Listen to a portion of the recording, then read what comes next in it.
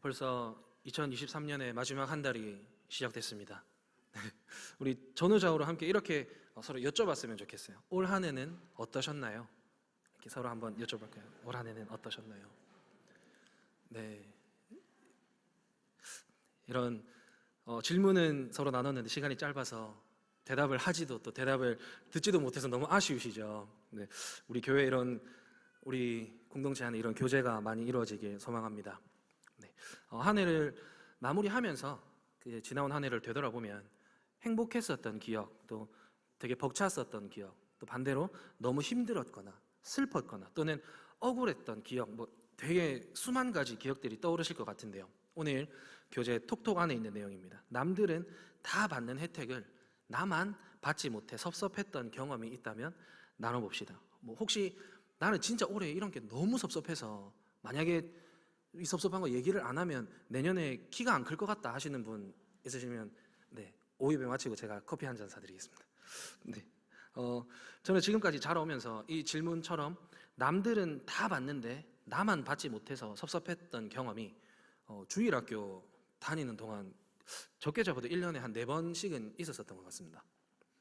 어린이날, 성탄절, 또 전반기, 후반기 친구 초청잔치 교회에서 할 때마다 좀 그랬었던 것 같습니다. 이유가 한마디로 정리되는데요. 목사님 아들이라서. 이 왠지 이해가 되십니까? 어린이날, 성탄절, 뭐 친구 초청잔치 공통적으로 이날은 다 교회에 온 아이들에게 선물을 주는 날입니다. 너무 감사하게도 제가 어렸을 때 다녔던 그 교회는 이런 날들만 되면 항상 예상보다 많은 아이들이 교회로 몰려왔습니다. 네, 많은 아이들이 교회로 이렇게 오는 건 너무나도 감사하고 너무 행복한 일입니다. 제 입장도 뭐 새로운 친구도 만나고 뭐 사랑하는 하나님도 함께 나누고 너무너무 좋습니다. 근데 여기에 함정 카드가 있습니다. 항상 예상보다 많은 아이들이 문제인 겁니다.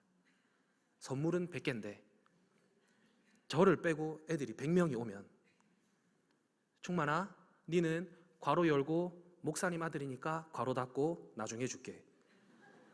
니는 나중에 줄게. 매번 선물이 모자라면 니는 나중에 줄게. 그래서 저도 선생님한테 그럼 저도 나중에 올게요 라고 하고 싶었지만 네, 교회에서 저는 목사님 아들이었기 때문에 그때 다니던 교회 담임 목사님을 당당하게 이렇게 찾아갔습니다. 찾아가서 담임 목사님께 아빠 잠깐만 목사님 안 하면 안 돼. 내 선물 받고 다시 목사님 시켜줄게. 근데 제가 저한테 커피 한 잔 대접해야 될 것 같습니다. 다시 교재로 돌아가세요. 지난주 교재 45가 산에서 하나님 나라를 설교하신 예수님이라는 제목으로 마태복음 5장에서 7장 말씀을 통해 산상수훈과 그 빛과 소금의 비유에 대한 말씀을 들었는데요. 팔복과 빛과 소금 비유를 통해 하나님 나라 백성으로서 가져야 할 삶의 모습과 그를 통해 하나님 아버지께 영광 돌리는 삶을 살아야 한다라는 주제로 지난주 핵심 메시지인 예수님은 하나님 나라 백성이 누릴 복과 순종할 행실을 가르치셨다라는 것에 대해 지난주에 함께 나눴습니다. 네, 오늘은 그 하나님 나라가 유대인에게만 국한된 것이 아닌 이방인에게도 나아가 모든 민족을 통해서도 하나님 나라가 확장될 것임을 오늘 말씀을 통해 함께 나눠보도록 하겠습니다. 네, 오늘 함께 읽은 본문 말씀에는 예수님의 2가지 사역을 담고 있습니다. 짧게 정리해서 칠병이어 사건과 귀신 들린 딸을 가진 한 어머니의 이야기입니다. 많이들 익숙한 내용이지 않으십니까? 어디서 한 번쯤은 들어보셨을 거라고 생각이 되는데요. 이 2사건의 공통적인 핵심 메시지가 무엇일까요? 공통적인 핵심 메시지. 내포하고 있는 의미는 무수하지만 예수님은 이방인을 배불리고 자유를 주심으로 나라를 확장하셨다는 것입니다. 오늘 교재에서 그렇게 알려주고 있고요. 사복음서를 보시면 안에 사복음서 내용 안에 겹쳐지는 내용, 즉 병행 구절이 많이 담겨 있습니다. 오늘 본문 말씀의 이 2사건 또한 각 복음서에서 같은 사건을 다루고 있는데요. 하지만 오늘 교재에서는 같은 내용의 병행 구절을 다루고 있는 것이 아니라 2사건을 각각 따로 다루고 있습니다. 그래서 제가 이 이유를 물어보려고 교재를 만든 총회교육원에 전화를 했습니다. 네, 전화는 했는데 통화는 못했습니다.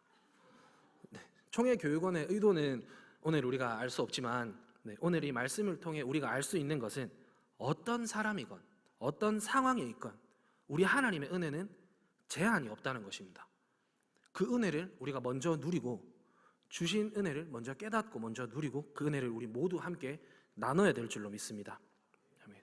네, 오늘 교재 하나님 나라 속으로에서의 내용 또한 마찬가지로 하나님 나라는 유대민족이나 이스라엘 국가에 제한되지 않는다라고 말하고 있습니다.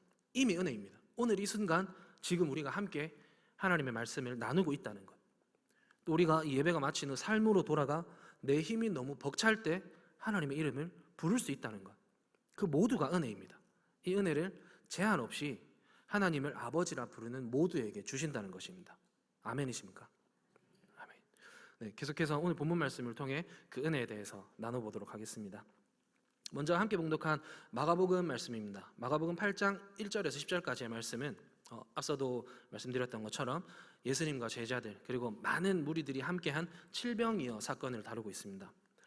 칠병이어 사건이라고 하면 오병이어와는 또 다른 사건이지만 아주 유사한 사건입니다.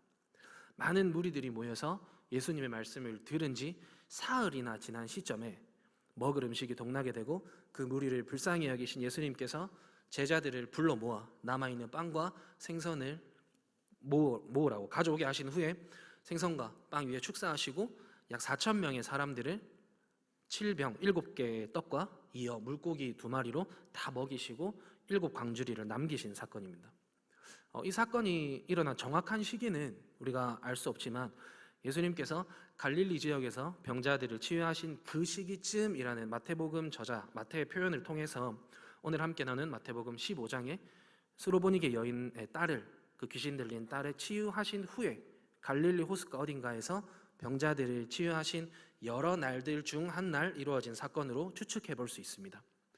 이 사건에 대해서 몇몇 학자들은 오병이어 사건과 오늘 본문 말씀인 칠병이어 이 사건을 동일한 사건이다라고 주장하는데요.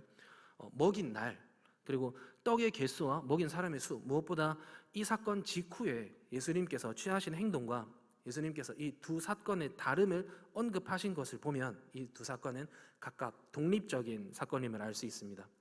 먼저 오병이어 사건이 이루어진 직후 예수님께서는 제자들을 포함해 함께 있었던 모든 무리들과 작별하시며 혼자 산으로 기도하러 가셨었지만 칠병이어 사건 이후에는 무리들과만 작별하셨을 뿐 제자들과는 함께 움직이신 것은 오늘 우리가 함께 나눴던 본문 말씀 마지막 절 10절을 통해 알 수 있고요.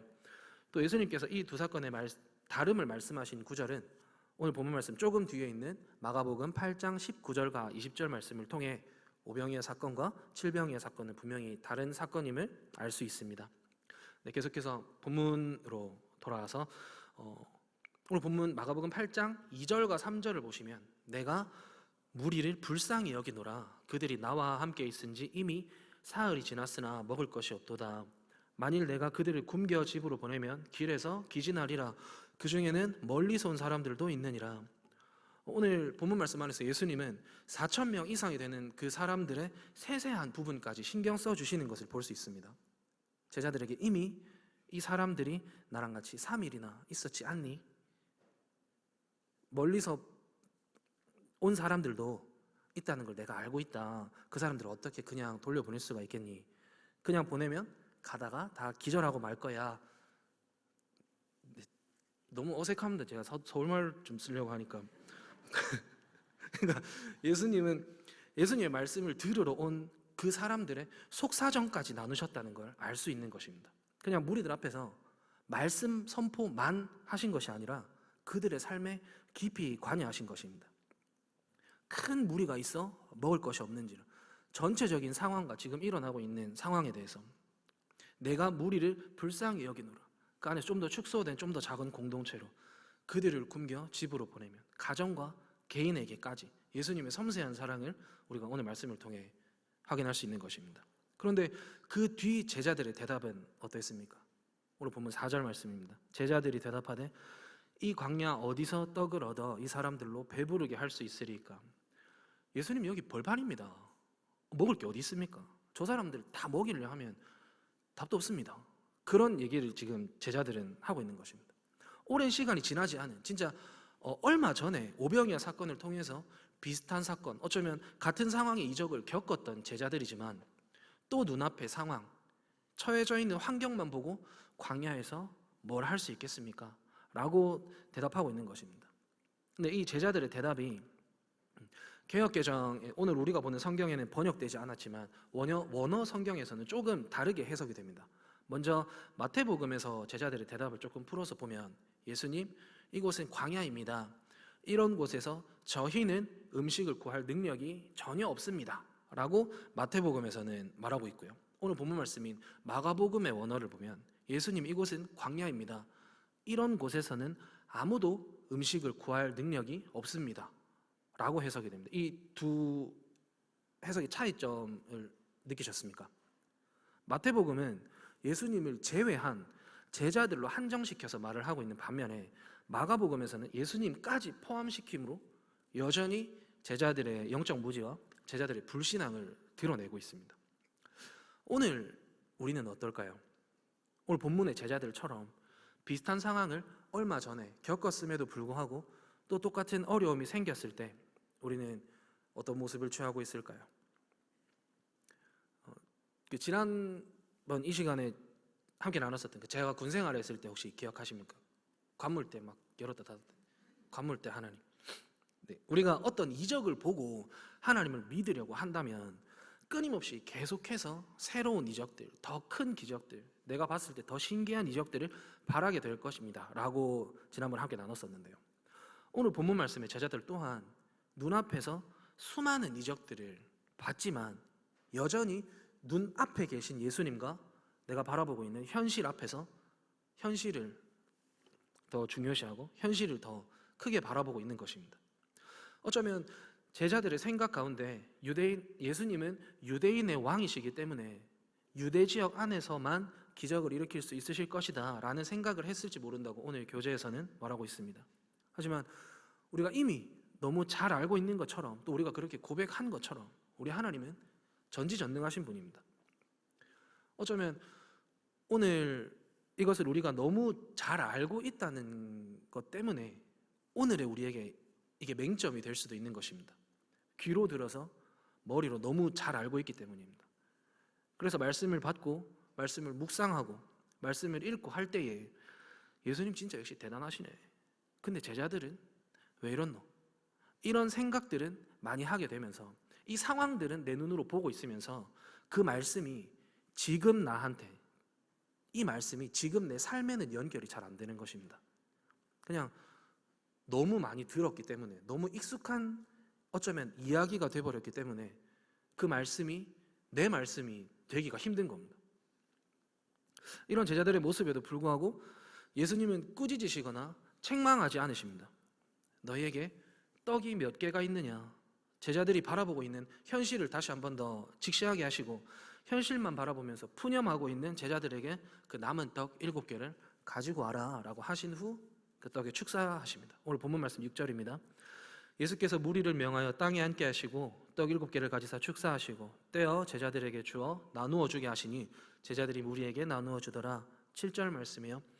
또 작은 생선 2마리가 있는지라 이에 축복하시고 명하사 이것도 나누어 주게 하시니 배불리 먹고 남은 조각 7광주리를 거두었으며 사람은 약 4,000명이었더라.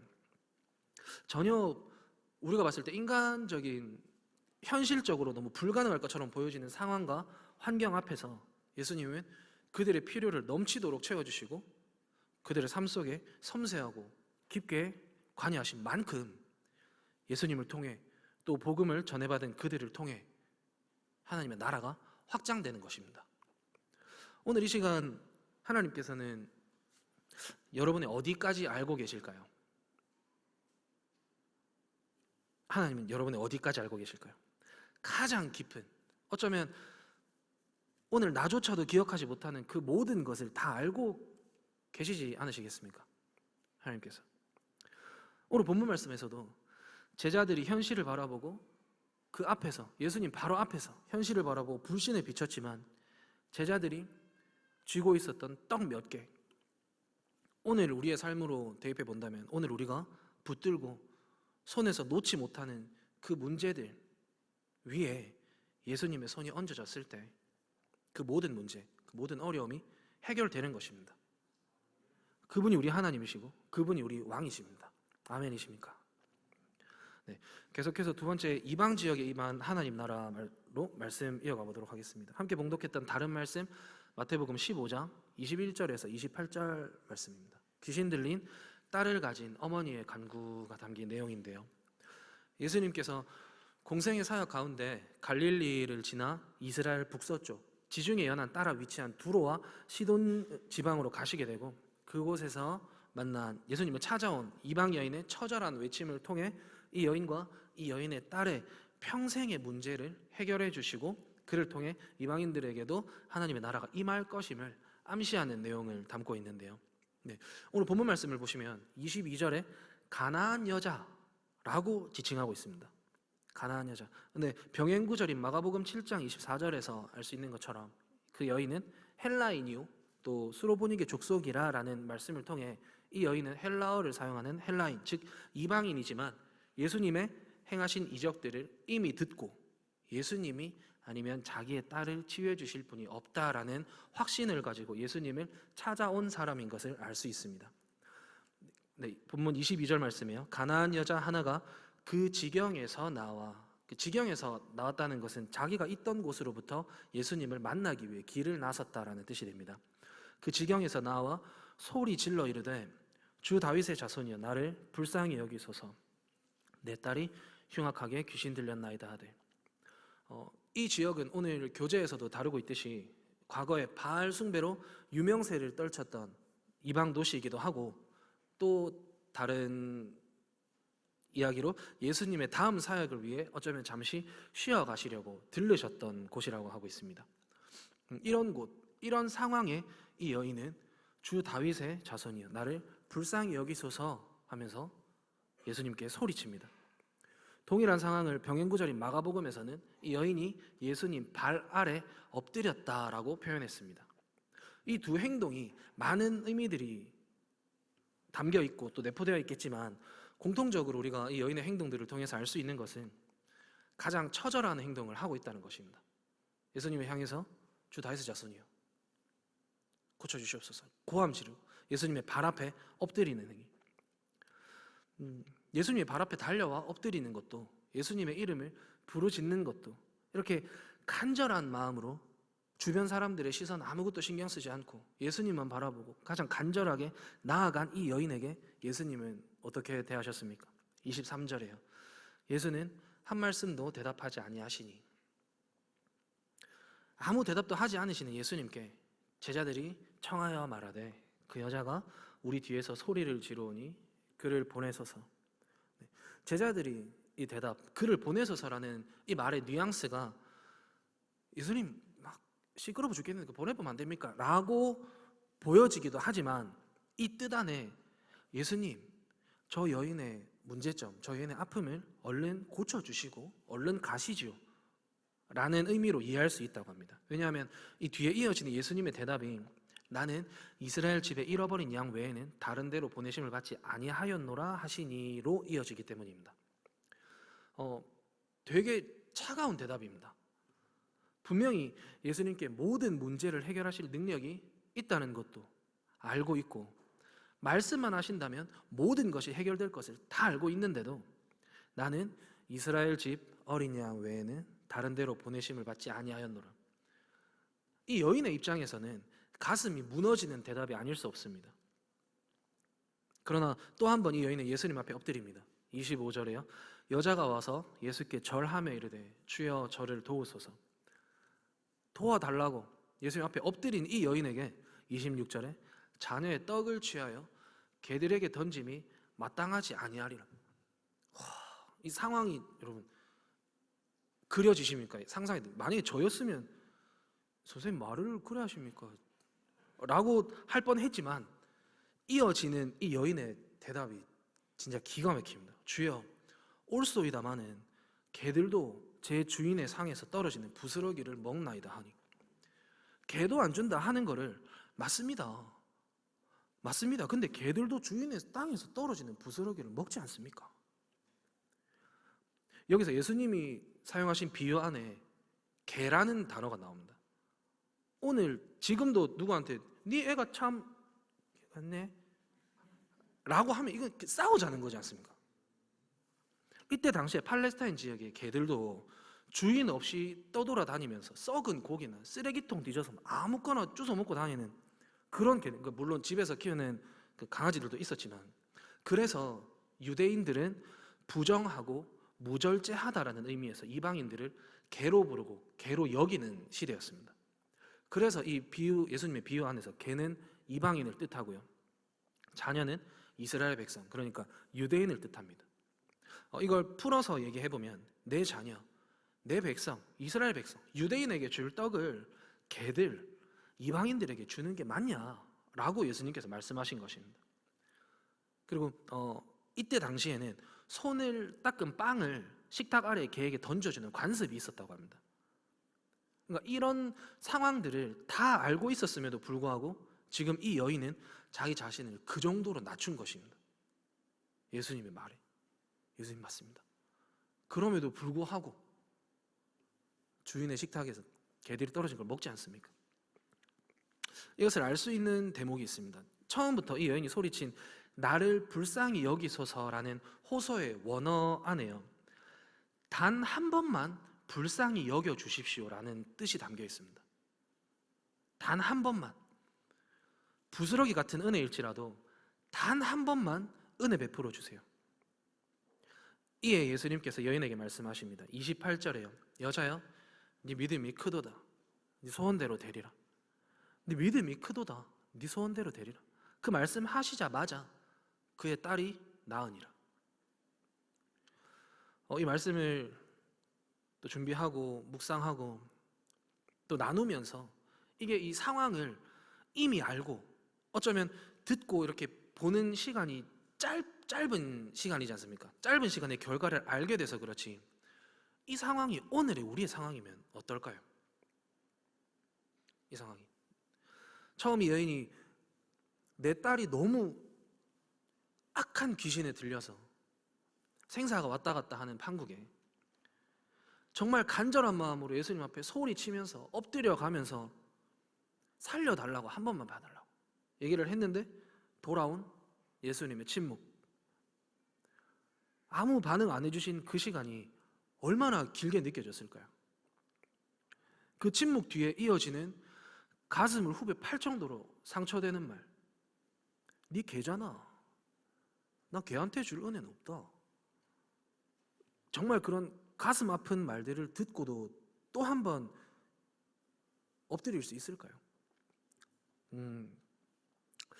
이걸 좀 더 편안하게 말씀을 드려보겠습니다. 엄청 유명한, 진짜 전국, 전 세계적으로 유명한, 그러니까 학생을 딱 앉혀놓고 10분만 과외를 하면 애가 원래는 토익이 300점이었는데 토익을 900점까지 올려준다. 10분 만에. 지금 여러분 자 상상을 해보는 겁니다. 우리가 지금 학창 시절로 돌아가는 거예요. 이제 수능을 앞두고 시험을 준비하고 있는데 제가 토익이 300점대입니다. 근데 어떤 선생님이 10분만 딱 가르쳐주면 토익이 900점까지 올라간대요. 그 선생님을 찾아가가지고 선생님 제발 한 번만 도와주세요. 10분만 알려주세요. 그랬는데 그 선생님이 아무 대답도 안 하시다가 니는 돌대가리라서 안 돼. 집에 가. 라고 하시면 우리 그 선생님께 선생님 제 머리가 돌인 건 잘 알고 있습니다. 근데 돌에는 한번 새기기가 어려워서 그렇지 한번 새겨놓으면 평생 갑니다. 라는 대답을 우리가 할 수 있을까요? 그러니까 이 여인이 지금 그렇게 했다는 겁니다. 자기 자존심, 자기 상황 그런 거 없습니다. 그냥 예수님 앞에 엎드린 거. 진짜 처절하게 예수님만이, 이분만이 이 모든 상황을 해결해 주실 수 있다라는 믿음 하나 가지고 예수님 앞에 엎드린 겁니다. 끊임없이 엎드린 겁니다. 그렇게 했을 때 그 모든 문제가 해결된 것입니다. 하지만 그 기다림이, 그 침묵이, 그 엎드림이 너무나도 어렵습니다. 너무나도 힘듭니다. 그럼에도 불구하고 우리는 엎드려야 하고, 그럼에도 불구하고 우리는 기다려야 합니다. 이제 우리가 세상 속에서 아픔이 있는 그 한 영혼을 찾아 나서야 할 때이기 때문입니다. 복음을 전함에 있어서 하나님 나라 복음이 필요한 사람들이 너무나도 많이 기다리고 있기 때문입니다. 그들에게 복음을 전해도 돌아오는 건 침묵뿐일 수도 있습니다. 기다리고 있다가 다시 전해도 더 끔찍한 상처로 되돌아올 수도 있습니다. 그럼에도 불구하고 한 번 더 두드리는 게 하나님의 제자로서의 삶이 되는 것입니다. 왜 그렇게 해야 됩니까, 우리가? 왜 그렇게 이미 뻔하게 힘들 걸 알고 있으면서도 왜 우리가 그렇게 해야 될까요? 하나님께서 먼저 우리의 긴 침묵 속에도, 우리가 먼저 드린 그 끔찍한 상처에도 사랑으로 품어주셨기 때문입니다. 그럼에도 불구하고 우리를 자녀 삼아주셨기 때문입니다. 그렇기 때문에 우리는 훈련해야 하는 것입니다. 하나님의 침묵은 더 큰 계획을 위한 전조라는 말이 있습니다. 그 침묵의 시간들을 통해서 왜 빨리 안 들어주시냐, 하나님 뭐 어디 가신 거 아니냐, 그런 의심보다 그 침묵의 시간들을 통해 내 믿음을 더 굳건하게 단련하고, 그 침묵의 시간들을 통해 내 하나님을 다시 한 번 더 생각하고 하나님을 다시 한 번 더 돌이켜 볼 수 있게 되고, 그 침묵의 시간들을 통해 정말 하나님의 하나님 되심을 다시 한 번 더 내 가슴에 새기고 더 큰 믿음을, 더 굳건한 믿음을 가지기 원합니다.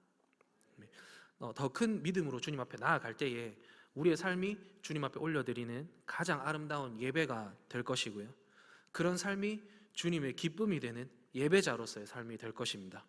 아멘. 그 걸음을 함께 걸어가는 그 삶을 통해 하나님 나라 확장에 동참하는 하나님의 기쁨이 되는 사랑하는 우리 한박교회 여러분들이 되시길 주님의 이름으로 마음껏 축복합니다.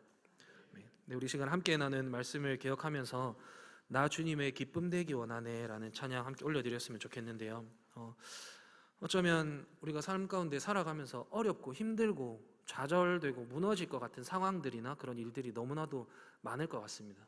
그래서 우리가 하나님 앞에 이렇게 기도할 수 있는 것입니다. 하나님, 제가 이 상황 때문에 하나님의 기쁨이 되지 못하는 일이 없게 해주세요. 저는 하나님의 기쁨이 되고 싶습니다 라는 고백을 통해서 정말로 우리가 끊임없는 기쁨과 행복과 감사가 넘치는 그런 삶이 되길 간절히 바랍니다 하는 마음 담아 함께 찬양 올려드리겠습니다.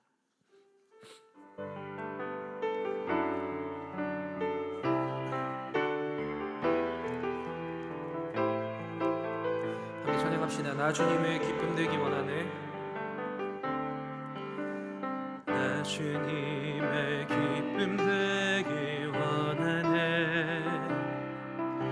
내 마음을 새롭게 하소서. 새부대가 되게 하여 주사.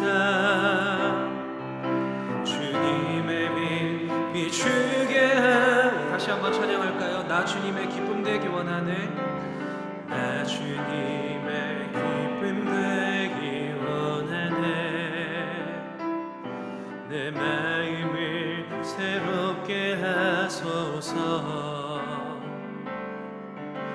새부대가 되게 하여 주사. 주님의 빛 비추게 하소서. 내가 원하는 한 가지 주님의 기쁨이 되는 것. 내가 원하는 한 가지 주님의 기쁨이 되는 것. 겸손히 내 마음 드립니다.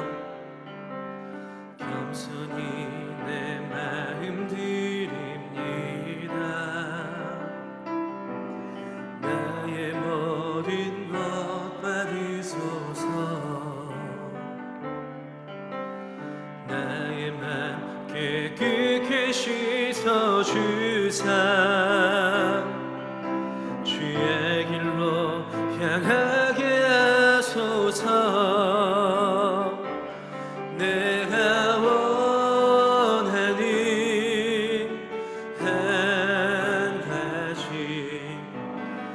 주님의 기쁨이 되는 것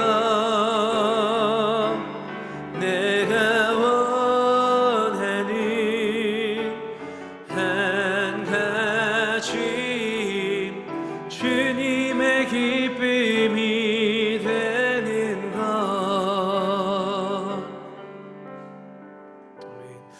기도드리겠습니다.